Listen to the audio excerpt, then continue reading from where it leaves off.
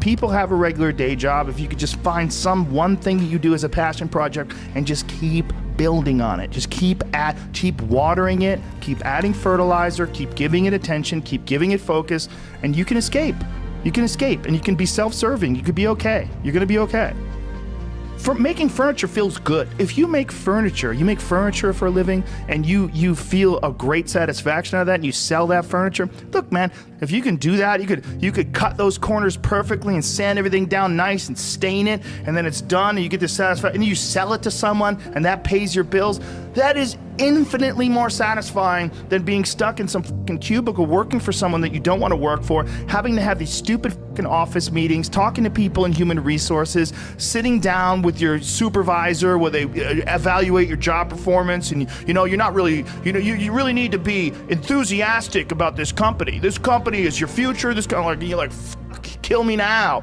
There's a lot of people out there that would way rather do something else, and I hope they understand that they can. And people that are trapped in bad situations, one of the problems is you feel like this is your future. You feel like you're fucked and you can't get out of that. There's no hope. There's no light at the end of the tunnel. There's no rainbow. And if you feel like that, that alone can be incredibly defining and limiting.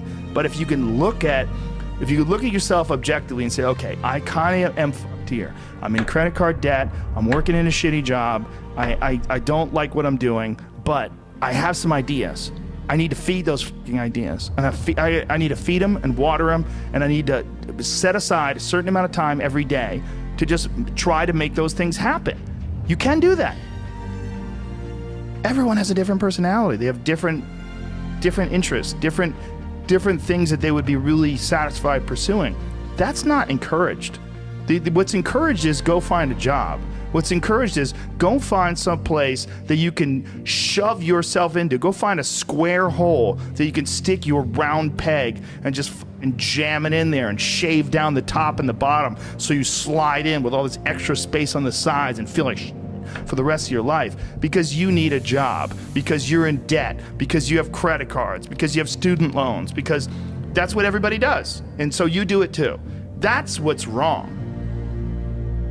You have an apartment you have to pay for. You have a car you leased. You have a wife that you have to feed. You have a child you have to raise. You have your mortgage. You have your this. You have your that. And that's where it all comes from. Well, the opportunity takes place usually when you're young and you don't have any responsibility. That's when you have your options. Well, your options are severely limited the more you gather responsibilities. Like if I had to, as a 51-year-old father of 3, married man, pays taxes, has a house and a mortgage and a business and all that jazz. If I had to quit everything now and struggle the way I struggled as a stand-up comedian, it would never work. But the only way I could be this person now is if I took that chance when I was 21, when I was dead broke and had my cars repossessed and all that stuff. That's the only way you ever get where you want to go. You have to take a path that's dangerous. And most people want to take the safe path. And the safe path leaves you stuck in quiet desperation. Almost every time. It's hell. It's hell. But can people just make that change? I mean, yes, look, you can, I believe they but can. you have to plan it out. The way you can change is you have to put aside enough money to give yourself a window. And then you have to have a plan. And you have to spend all your waking hours outside of whatever shit job you do planning your escape. And you have to come to the realization very clearly that you fucked up and you got yourself stuck. So whatever you're doing, you have to do it like your life depends on it. And whether it is you're trying to be an author and if you're gonna try to be an author and you're working 8 hours a day plus commuting plus family responsibilities or whatever else you have, whatever time that you have to attack like you're trying to save the world. You're trying to save your life. You don't want to drown. That 1.5 hours a day that you have to write, God damn, you better be caffeinated and motivated. You got to go. You got to get after it. And you got to have discipline. Most people don't have those things. Most people don't understand what it's like to really go for something. And to know that the consequences of not doing that are horrific. I think here's an important thing too. Failure is important. It is important. I think failure teaches you things that you don't learn from success. I think failure gives you an opportunity for self-examination and also gives you a feeling that is very uncomfortable. And that very uncomfortable feeling helps you grow. That when you feel like you screw something up, like when I've had bad podcasts, my podcast has always gotten better afterwards. When I've had bad stand-up sets, I've always gotten better after that, because those bad sets motivate you. They give you a perspective like, hey, here's some clear examples of where you f***ed up. Yeah, what not to do. Yeah, don't look at these failures as like proof that you suck.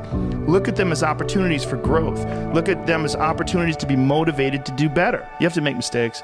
You've been there, you feel it, you understand what it is, and then you have that time to adjust. That's why losing in life is so important. Whether it's getting dumped, getting fired, losing a game, loss. Those feelings where things didn't work out your way, that's important, because it lets you know this is the bad feeling that comes when it goes wrong, and you improve, and then it makes the good feelings of victory all the better.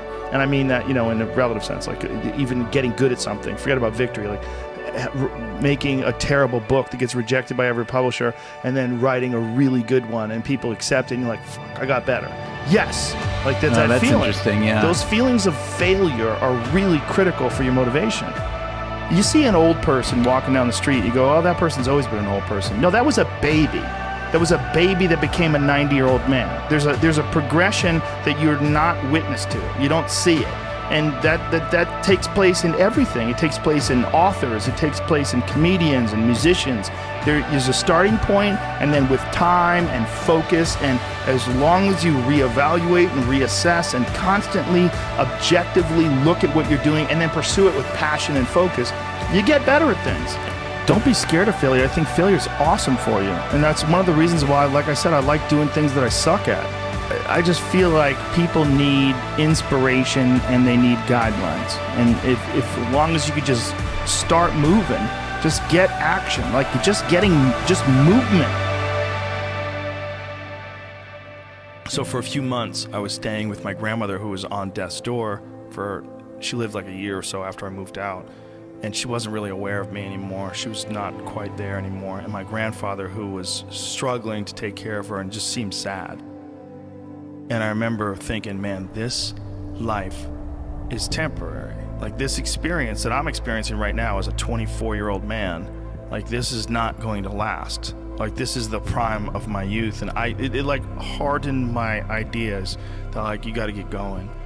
This is gonna happen to you too. It's gonna happen to all of us. And you think that you're this static thing, like you stay in this same exact state. It's not true, it's an illusion. All those people that you see that are old people, that are walking down the street with their backs hunched over, that you're gonna reach that age someday. It's going to happen. And if you don't pay attention and it all goes wrong, you could wind up looking like that guy. You could wind up thinking and behaving like that guy. It is a slow ebbing of the life force of the body that's gonna drain you. So goddammit, get your fun out. Get your life out. Just live. You gotta live. It's fucking coming. And you gotta remember, because if you don't remember, you're gonna sleep in.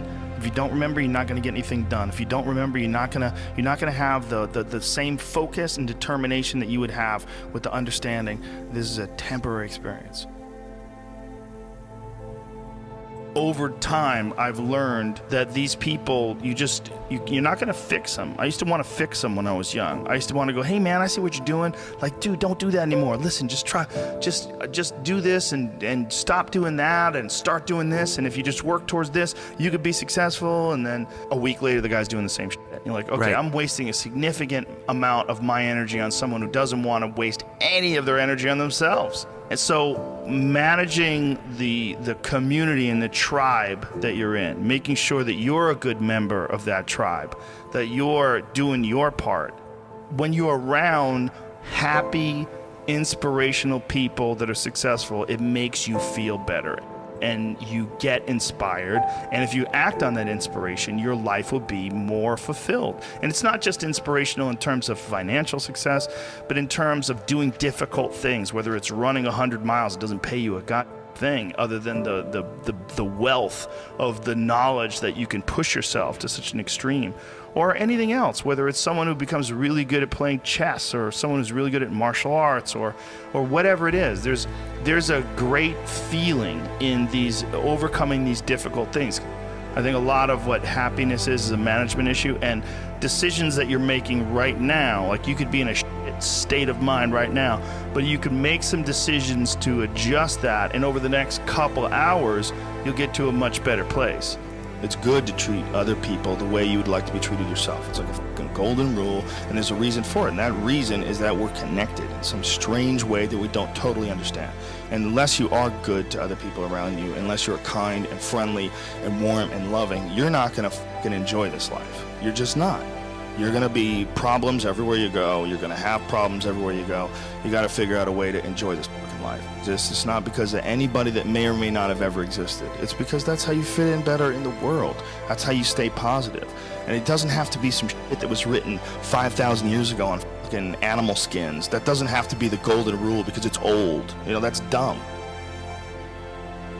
We need to figure out, like, now, today, what is, you know, the best way to live your life? What is the, you know, there's got to be ways where you can be putting forward the most positive energy. I mean, we know objectively what's causing pollution. We know objectively what's causing birth defects, and, you know, and we're taking in too much chemicals and not enough vitamins. We know objectively all this stuff.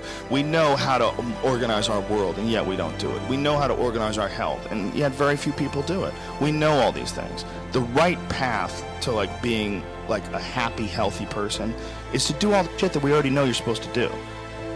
Take care of your body, take care of your health, take care of your mind, your stress, meditate, be kind to people. We all know that. I mean, you ask anybody, they know how to get by and to be the most evolved version of you that you can be. I mean, it's not like a magical checklist. If you talk to people about it, you said, okay, here you got a person, you want to improve them, what are the things you're going to do to them?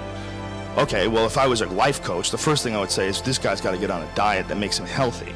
I don't mean a diet just to lose weight. I mean just healthy foods in your body, many, many vegetables. Start working out your body and get a better sense of, like, how this machine feels when it's moving, it's flowing better, there's less tension in it, your mind feels like relaxed, and you enjoy every single moment of the day better. Step one, everybody knows that step, right? What's step two? Be cool to people. Be nice to as many people as you can. Smile at as many people as you can. Have them smile back at you. Tip well when you go to restaurants. Just do the most you can. Be as nice as you can, and just still manage to not have people walk all over you. Just get through this life as nice as you can. Do what you want to do with your life, right? Don't go be doing something you don't enjoy. Don't do something don't get locked into, you know, a car that you can't afford and doing something crazy because you need the money. Don't do that. Do what you want to do. Do what the fuck is it that you really want to do? Because if someone else is doing it, you can do it, you know? I mean, everybody makes their own path through this world, but a lot of people don't follow the path that they really fucking feel pulled to. You know, just for whatever reason, they got negative programming. You know, when they were kids, someone told them they couldn't do it, or told them to take the shortcut, or take the shore route. That's a sad thing, man, when you talk to dudes, especially like talented dudes, and they don't follow up with what they want to do. You know, it sounds like really hippie, but true happiness comes from making other people happy. True happiness comes from being around happy people and enjoying each other's company. That's really hard for people to wrap their heads around because they always associate true happiness. No, true happiness is with, like, titles, you know, or, you know, numbers, or, you know, objects that you possess. You're not concerned about being nice to people. You're not concerned about having a positive impact on people. You're more concerned with making ones and zeros. But it really truly is how the human race interacts with each other. You really have to be nice to other people to be happy. You have to. If you're not, you won't be happy. And, you know, we all make mistakes, and we all find ourselves in positions of frustration, and we've all acted out and yelled at our dog when maybe we shouldn't have. And, you know, there's pressures in this life. But I think it's really important to recognize what those truly are, and to understand that at the end of it, we can alleviate a lot of how we deal with in this life if we really treated people the way we would treat them as if they were ourselves living another life. And this includes the way you communicate with people, the friendships that you have, and making sure your friends know that you love them. They drive you, they change your opinions, they challenge you, they show compassion, you open up to each other. I mean, this is everything in this life, is community. One of the things that's true is how much people enjoy being around you. That makes your life more enjoyable, and people don't think of it that way. They oftentimes think, I want to be the one that's enjoying life, like especially selfish people. If people enjoy being around you, you'll enjoy everything more. The solo effort of going through life, a narcissistic perspective, one of the major problems with that is there's no one to share it with, because you're all out for yourself. Even if you get there, you're going to be filled with sadness and despair. It's not what you want. What you want is to be happy, right? Well, I know you think that you have to be all about yourself to be happy, but in fact, that is a way to ensure unhappiness regardless of success. That's right.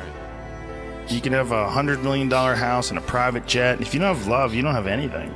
You're missing the key ingredient. You know, it's like having cement but not having water. You have nothing. It's just hard for people to understand that there's techniques and there's strategies and there's philosophies that can help you steer through this world with a happier life.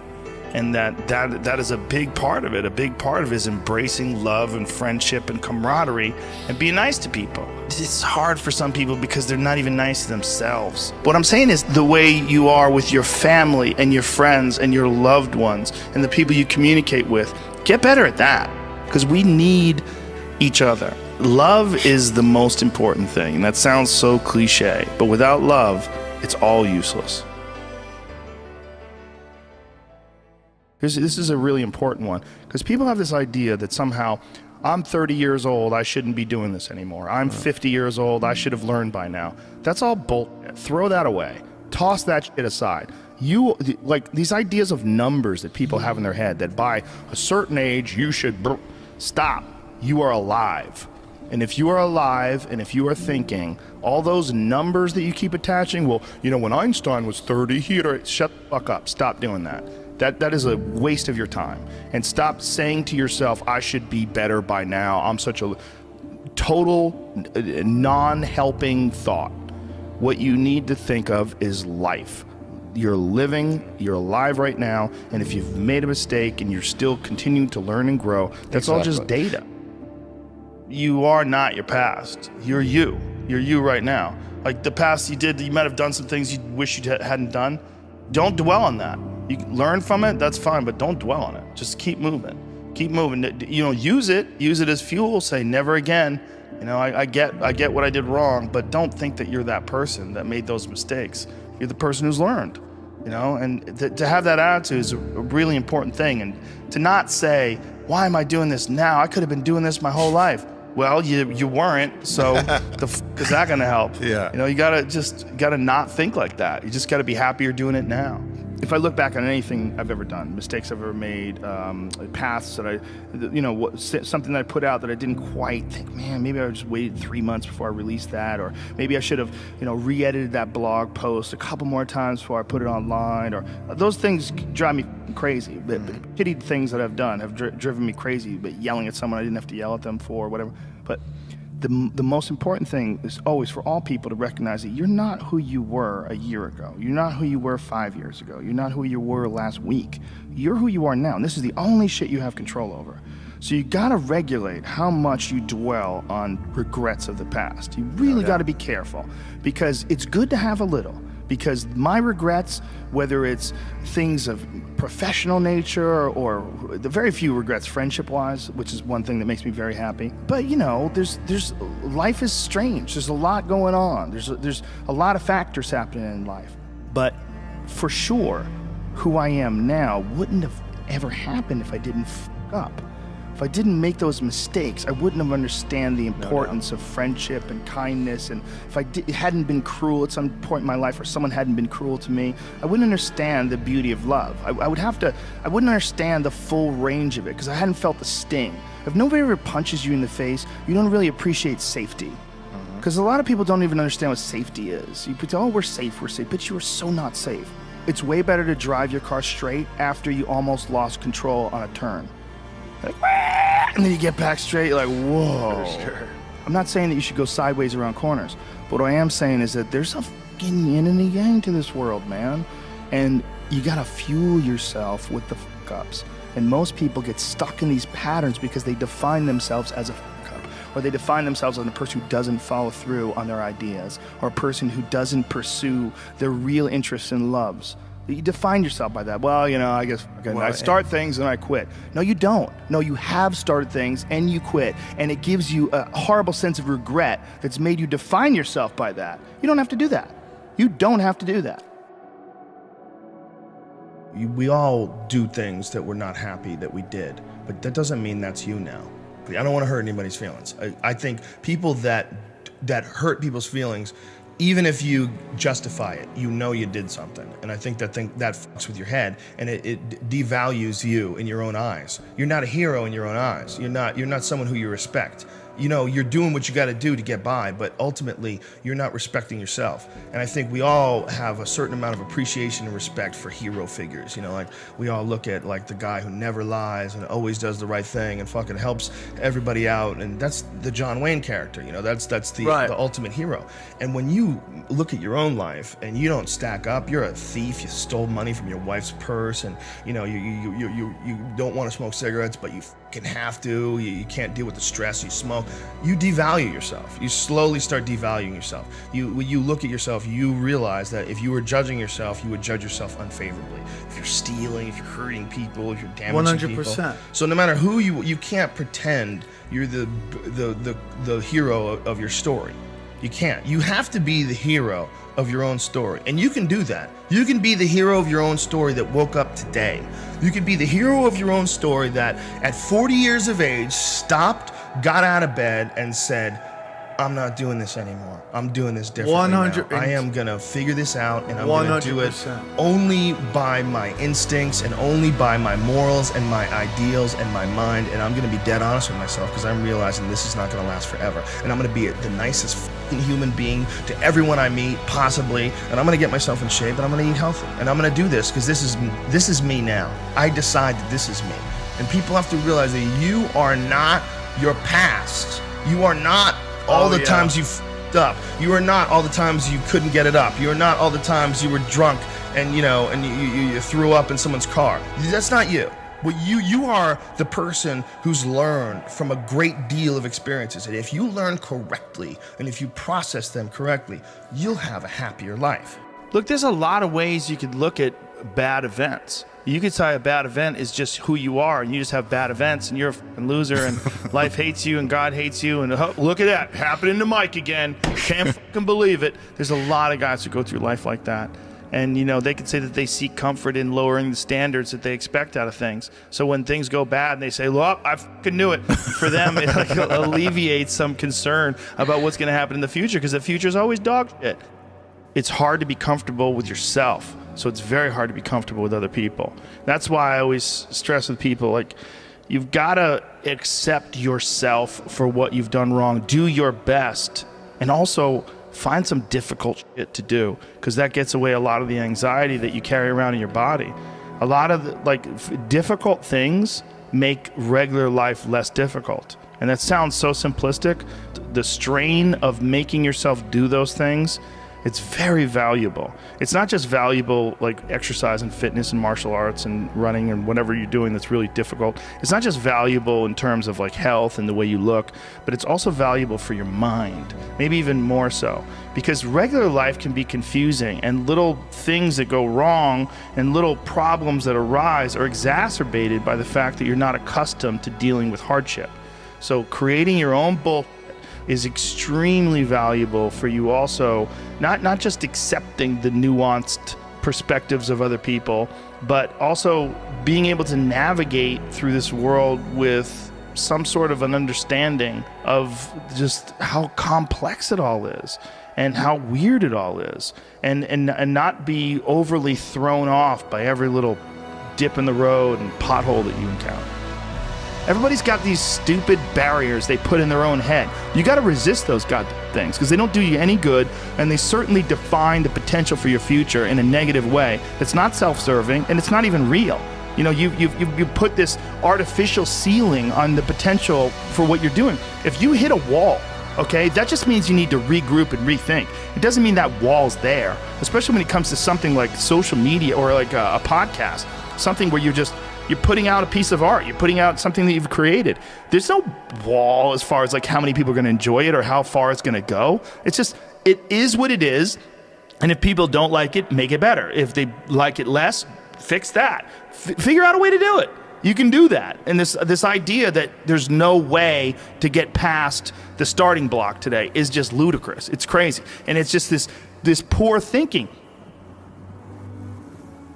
Somebody's got to say that. Because if people don't hear it, they're going to get a bad job. They're going to waste their fucking life. Folks, it ain't about that. It ain't about the guy who tries buying a clean car when you're dirty. It's not his fault. It's you should figure out how to be clean. You should figure out how to do a job that doesn't involve you walking in mud all day. And that's possible because somebody else has done it. And it doesn't mean, I don't buy the idea that, you know, the society the way it is right now, it has to be this way. Someone's always going to have to work at Burger King. Someone's always going to have to. I don't buy that. I think people are pretty fucking flexible. If you look at the broad spectrum of humans and human behavior from different cultures all over the world, it's pretty obvious to me that there's a lot of different ways that people can act. We don't have to have fast food workers.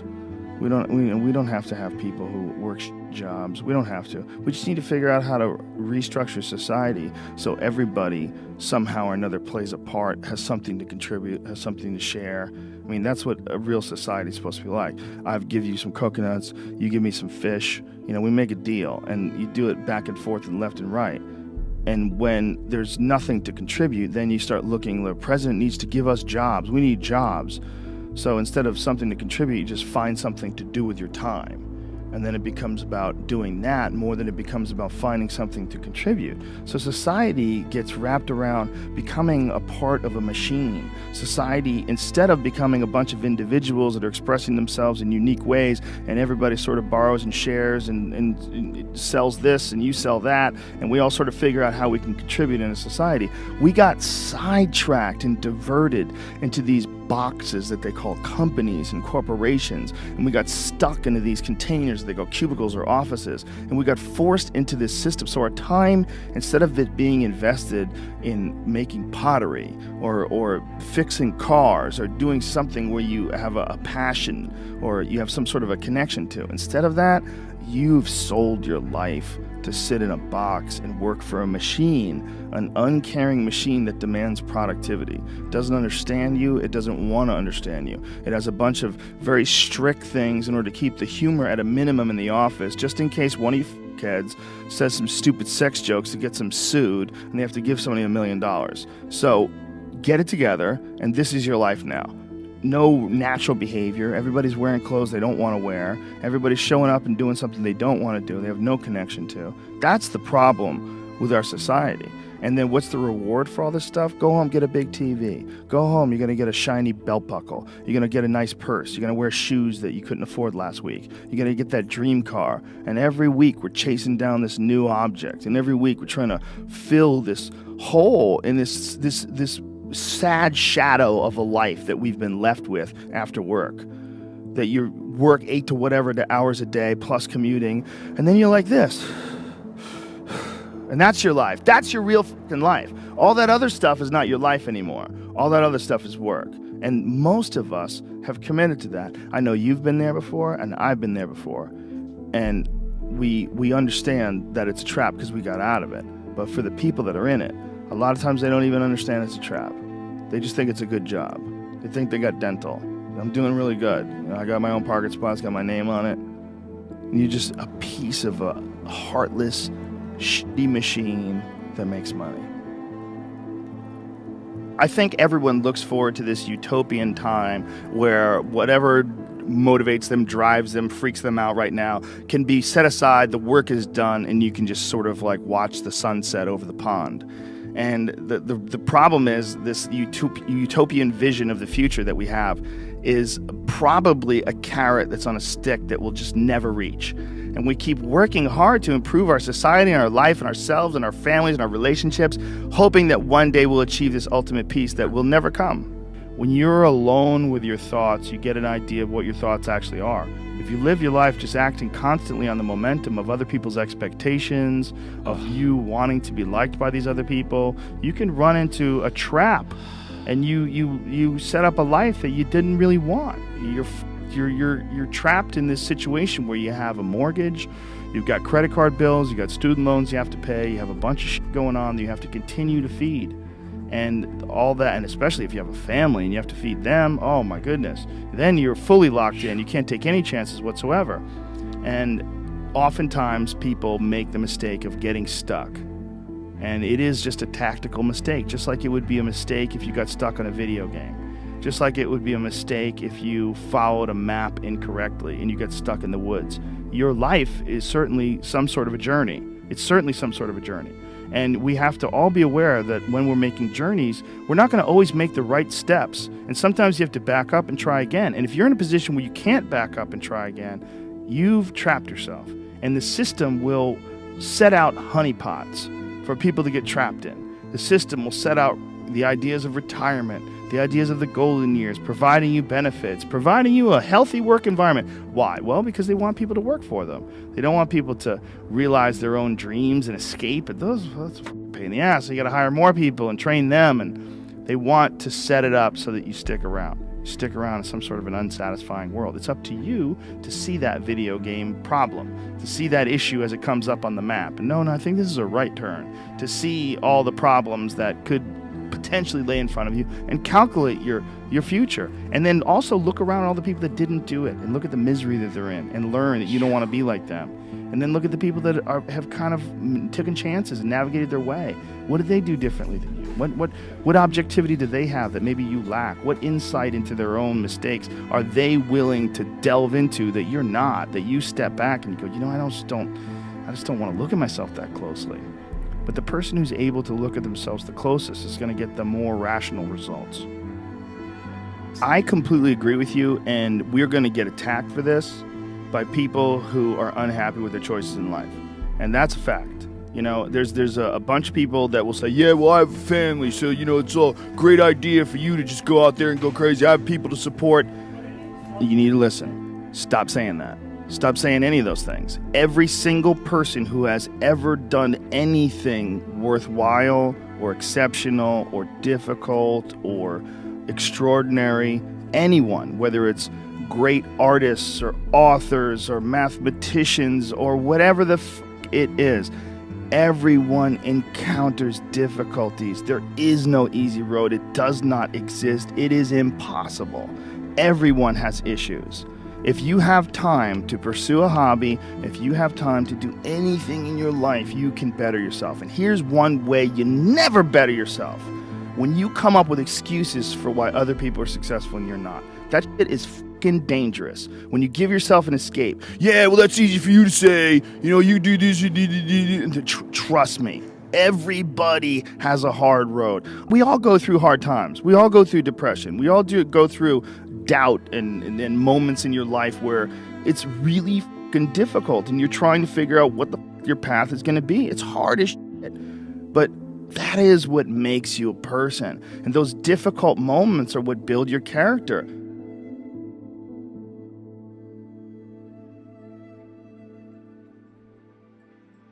You're making $15 an hour and you have children to feed. You have a dream. You have a risk. You have a thing to do and you're scared.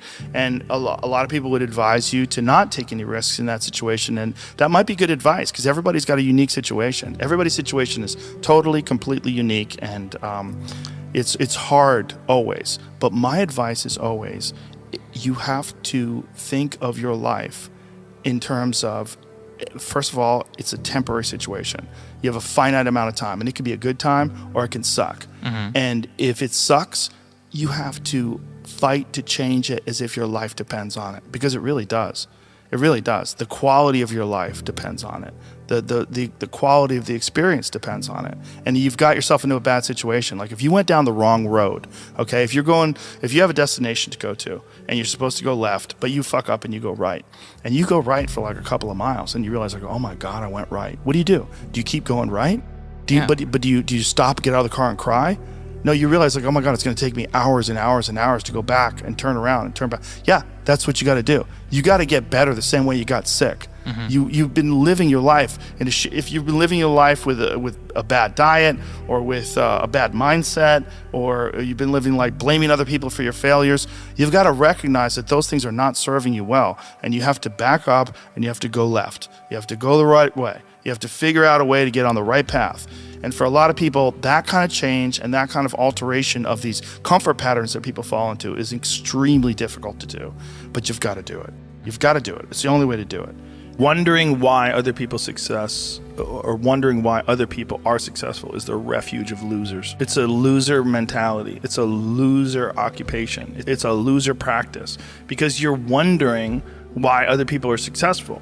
Like, who gives a You can say you think it sucks, but to spend time wondering why someone is successful and hating on someone for being successful, it doesn't do any good. It's like, what is that old expression that jealousy is... It's a poison that does the opposite of its intended. Oh, right. It doesn't affect the other person at all, but it poisons yourself. It wastes your energy and time. And everybody's different. Everybody's similar, but everybody's different.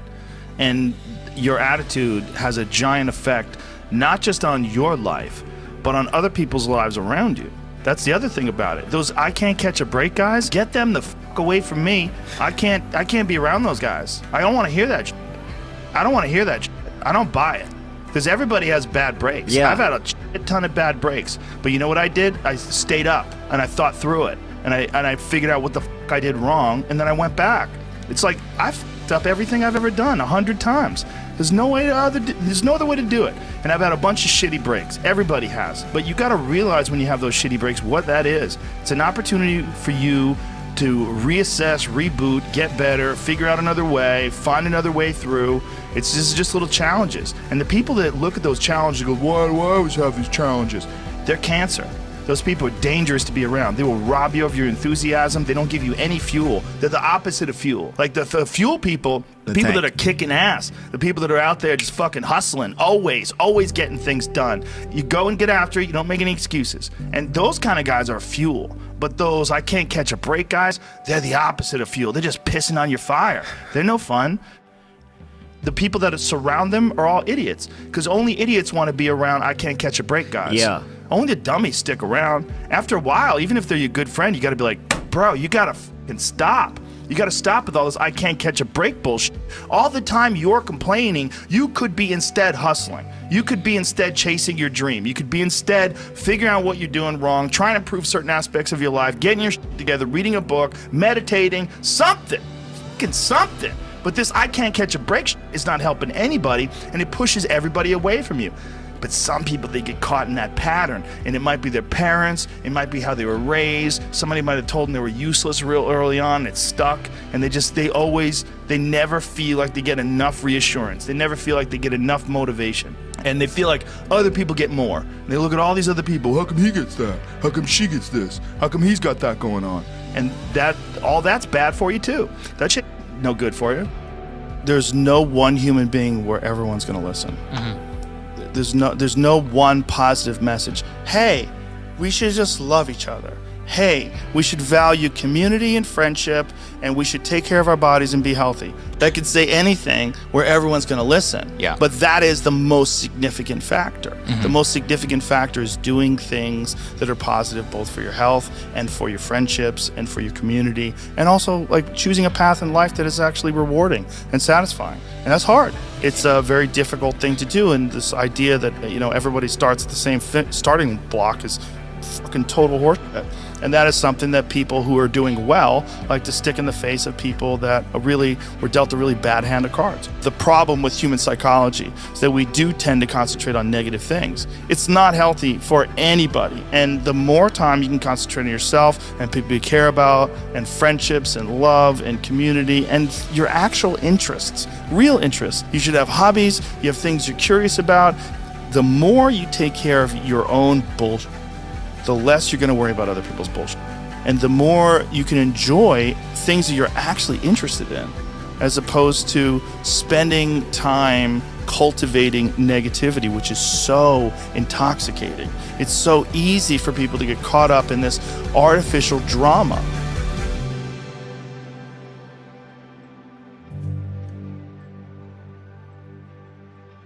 This thing that we all have, everyone has, and not just me, I mean everybody that does anything has, and it's like this voice in your head that wants you to do nothing.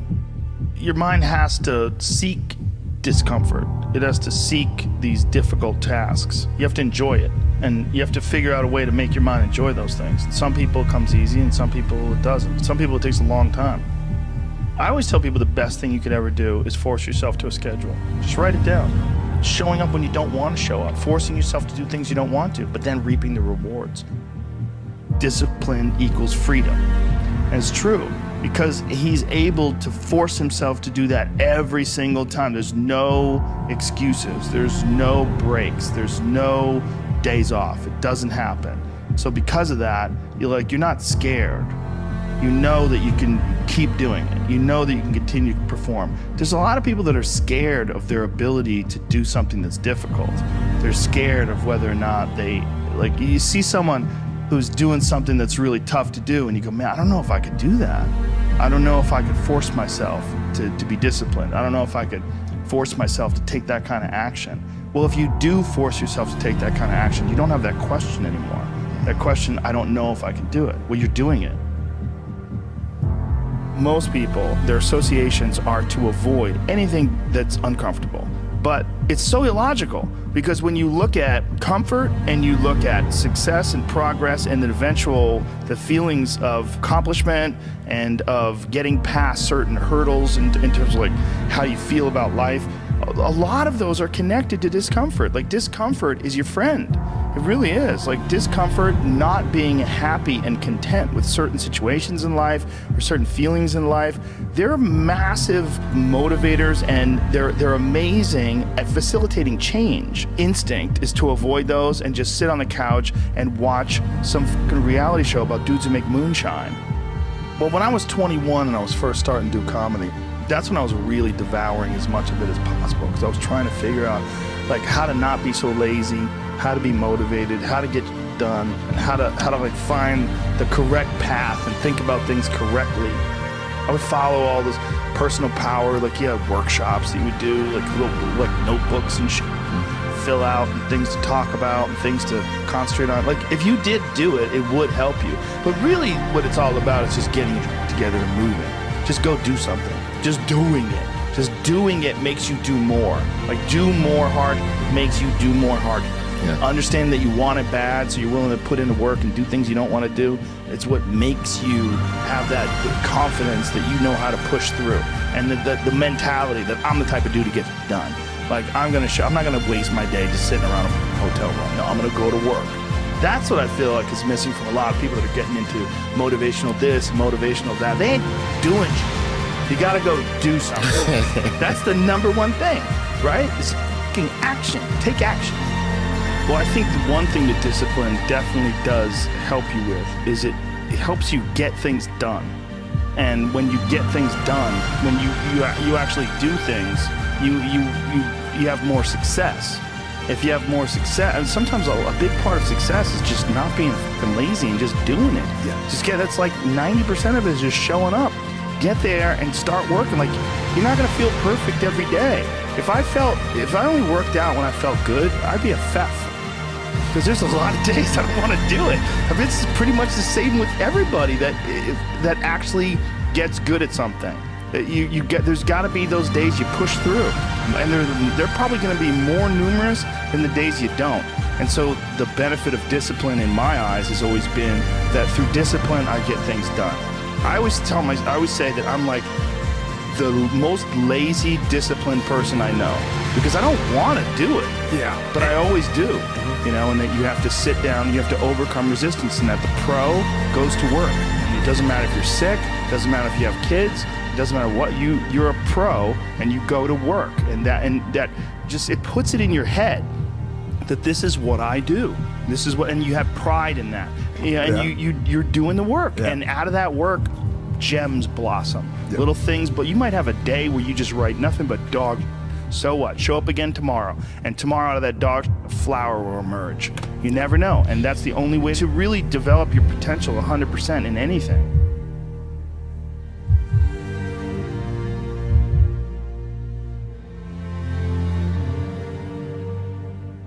One of the worst decisions a man can make, I can only speak for men, obviously, is to be comfortable. I don't think you should try to be comfortable. I think what you should try to do is try to earn comfort. And if you can get a day off where you've worked hard and you've accomplished goals, that day off will be so sweet. Through difficult tasks, you learn an incredible amount about yourself. And through the fire of competition, you get to understand motivation, you get to understand the resistance that you have inside your mind to doing hard work. You get to understand the rewards of discipline. Like, you don't truly appreciate relaxation unless you've worked hard. And that is the yin and the yang of life. Understanding that you can achieve those goals, it's going to be difficult, you're going to push through the difficulty, and then you're going to understand what difficulty truly is and how much of it is just mental, how much of it is just in your mind, this adversity to difficult task or to struggle. And a lot of people have that. They're scared of complications. They're scared of failure. Failure is a big one that people are afraid of, but failure is one of the most important things you could ever have. I think failure teaches you things that you don't learn from success. I think failure gives you an opportunity for self-examination. It also gives you a feeling that is very uncomfortable. And that very uncomfortable feeling helps you grow. And don't look at these failures as like proof that you suck. Look at them as opportunities for growth. Look at them as opportunities to be motivated to do better. We have been fed this line of horseshit that you're supposed to seek comfort. And I don't think you are. I think you're supposed to seek lessons, and you're supposed to seek difficult tasks and accomplishments. And through those things, and through doing things that are hard to do, even if it's just a fucking 90-minute hot yoga class. What I tell people is the best advice that I've ever heard, the best advice I ever came up with, is that live your life like you're the hero in your movie. And right now is when the fucking movie starts and your life is a shitbag disaster, like every fucking Arnold Schwarzenegger movie where he wakes up and makes a blender full of pizza and ice cream, and that's what you know what I mean? Yeah. Those guys where they're like on the brink, they put the gun in their mouth and they put it down because they see a photo of their daughter. Pretend that's you. Pretend you are, right now, you're in the part of the movie that starts and it shows you as a fucking loser. And just decide not to be a loser anymore. Live your life like there's a documentary crew following you around and you are analyzing your own behavior. Do what you would want to do so that your kids one day would look back at it and see that documentary and look on it with pride. Like, wow, my dad was a bad motherfucker. He really did what he had to do. Wow, my mom really got her shit together. I love a success story, but even more than a success story, I like a dude who f***s his life up and then gets it back together again story. Those are my favorite stories. And the way to do that, you gotta write it down. You gotta think that you are the hero of your own f***ing movie, and then you gotta sit down and you gotta write it down. Write down what you need to do. I mean, that Nike slogan, just do it, it's one of the greatest slogans of all time. It's so true. Get out there and go fucking do something. Just go. And then in the middle of doing it, it'll become easy. Even if it's not easy, even if it's hard, it's easier than not doing it and wishing that you had done it. So you obviously can do it. Can you do it tomorrow? Well, you did it today. Or can you do it tomorrow? Just do it.